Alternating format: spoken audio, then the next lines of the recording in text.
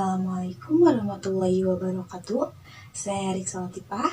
Pada kesempatan kali ini saya akan membahas materi tentang teks eksplanasi. Sebelumnya, apakah ada yang tahu apa itu teks eksplanasi? Baik, saya akan menjelaskannya. Teks eksplanasi merupakan teks yang berisi informasi mengenai fenomena alam ataupun sosial. Dalam teks ini menjelaskan sebab akibat, bagaimana dan mengapa fenomena itu bisa terjadi. Dan apakah tujuan dari teks eksplanasi ini? Tujuannya itu yang tadi, menjelaskan sebab akibat, mengapa dan bagaimana fenomena itu bisa terjadi. Di samping itu, apakah teks eksplanasi mempunyai ciri-ciri? Tentu saja, teks eksplanasi mempunyai ciri-ciri. Yang pertama, teks eksplanasi memuat informasi berdasarkan fakta, bukan hayalan ataupun fiksi. Yang kedua, teks eksplanasi itu bersifat keilmuan, karena di dalam teks tersebut menjelaskan sebab akibat bagaimana fenomena itu bisa terjadi. Dan ketiga, menjelaskan tentang proses peristiwa, bagaimana kejadian atau fenomena itu bisa terjadi. Selanjutnya, untuk menghasilkan sebuah karya teks eksplanasi, kalian harus mengetahui apa saja struktur yang terdapat dalam teks eksplanasi. Berikut adalah struktur. Nah, yang pertama ada pernyataan umum. Pernyataan umum ini berisikan pengenalan fenomena, di mana pengenalan fenomena ini pengenalan fenomena alam maupun sosial. Yang kedua ini ada deretan penjelas, di mana deretan penjelas ini menjelaskan tentang sebab akibat suatu fenomena. Kalian jelasin sedetail mungkin bagaimana dan mengapa fenomena itu bisa terjadi. Dan yang terakhir ada interpretasi. Interpretasi ini bersifat opsional. Di dalam teks eksplanasi tersebut bisa ada ataupun tidak. Atau enggak, interpretasi ini berisi tentang kesimpulan atau pernyataan dan tanggapan dalam suatu atau fenomena tersebut. Baik, yang terakhir ada kaidah kebahasan teks eksplanasi. Kaidah kebahasan teks eksplanasi yang pertama adalah menggunakan konjungsi kausalitas. Konjungsi kausalitas itu contohnya seperti sebab, oleh karena itu, oleh sebab itu, dan sehingga. Yang kedua, menggunakan konjungsi kronologis atau hubungan waktu. Contohnya seperti kemudian, lalu, dan pada akhirnya.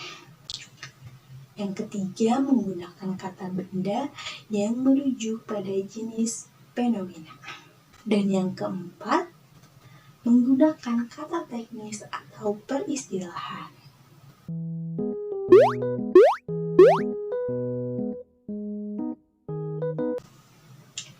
Baik, di sini saya akan memberikan satu contoh teks eksplanasi. Simak pada video berikut ini.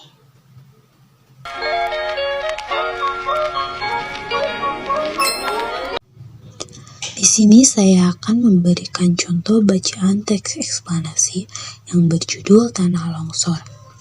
Di sini terdapat pernyataan umum dari teks eksplanasi tersebut.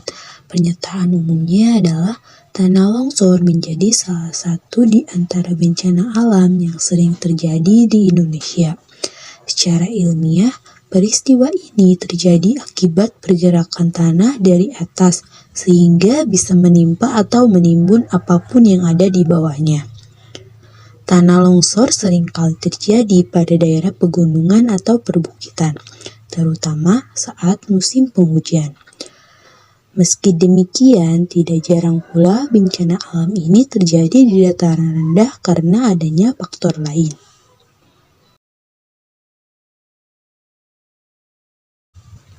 Jadi struktur yang pertama ini penjelasan umum atau pernyataan umum dari tanah longsor. Baik, yang kedua ada deretan penjelas atau sebab akibat proses bagaimana dan mengapa tanah longsor itu bisa terjadi. Bencana alam ini terjadi karena ada sebab-sebab tertentu. Curah hujan tinggi dan terjadi dalam waktu yang relatif lama bisa menjadi penyebab utama terjadinya tanah longsor. Ketika musim kemarau, tanah akan menjadi sangat kering hingga muncul retakan atau pori-pori di tanah. Ketika menginjak musim hujan, retakan tersebut akan mudah terisi oleh air sampai pada titik jenuhnya. Struktur tanah yang sudah tidak kuat menahan resapan air akhirnya akan bergerak ke bawah dan terjadilah tanah longsor.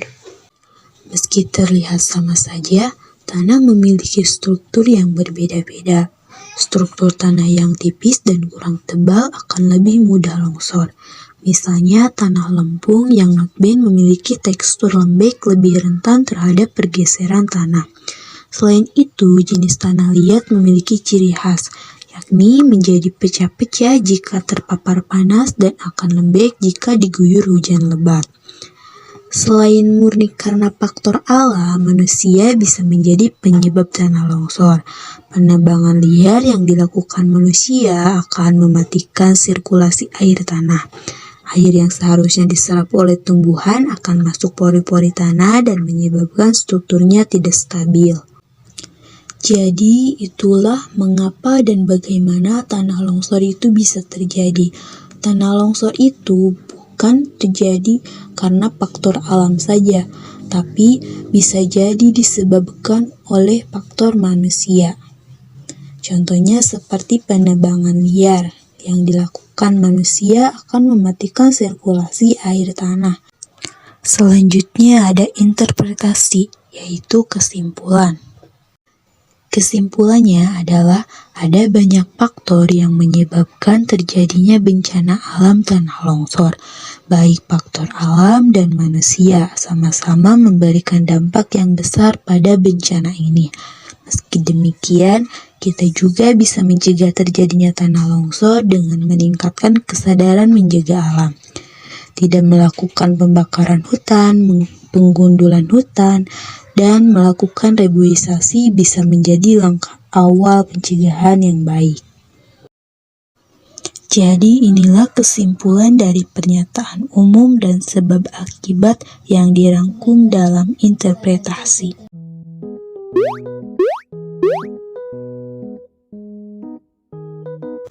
Demikian materi yang bisa saya sampaikan. Terima kasih, mohon maaf apabila ada kesalahan. Wassalamualaikum warahmatullahi wabarakatuh.